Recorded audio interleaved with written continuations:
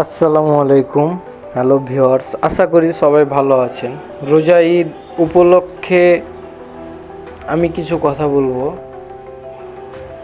যা আজকে আমাদের এলাকাবাসী সবাই, ছোট বড় সবাই একসাথে হাতে হাত মিলিয়ে কাজগুলো করেছি।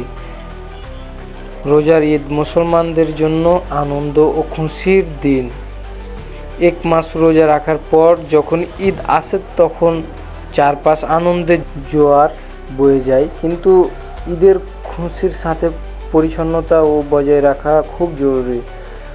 রোজার ঈদের রাস্তা পরিষ্কার রাখা উপকারিতা, পরিবেশ সুন্দর থাকে। ঈদের দিন মানুষ নতুন নতুন জামা কাপড় পরে ঘুরতে বের হয়, আত্মীয় স্বজনদের বাসা যায়। রাস্তা যদি নোংরা থাকে তাহলে ঈদের সৌন্দর্য নষ্ট হয়ে যায়, আবর্জনা স্তর তৈরি হয় না। ঈদের দিন অনেক মানুষ কেনাকাটা করে, খাবার খায়। রাস্তা ঘরে দোকানের আশেপাশে প্যাকেট, কাগজ, প্লাস্টিকের বোতল পড়ে থাকতে দেখা যায়। নিয়মিত পরিষ্কার করলে রাস্তাঘাট পরিপাটি থাকে, বাতাস বিশুদ্ধ থাকে। আবর্জনা জমলে দুর্গন্ধ ছড়াতে পারে, যা পরিবেশের জন্য ক্ষতিকারক। পরিষ্কার রাখা বাতাস বিশুদ্ধ ও নির্মল থাকে, পথচারীদের সুবিধা হয়। ঈদের দিনে মানুষ দল বেঁধে নামাজ পড়তে যায়, আত্মীয় স্বজনদের বাসায় বেড়াইতে যায়।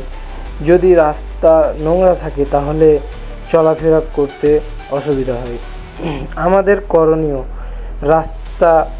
রাস্তার ধারে ময়লা না ফেলা, নির্দিষ্ট জায়গায় ময়লা ফেলে তা দ্রুত অপসারণ করা, যারা রাস্তা নোংরা করছে তাদের সচেতন করা, পরিচ্ছন্নতা গুরুত্বপূর্ণ নিয়ে অন্যদের উৎসাহিত করা। ঈদের খুশি শুধু খাওয়া দাওয়া আর নতুন পোশাকেই সীমাবদ্ধ নয়।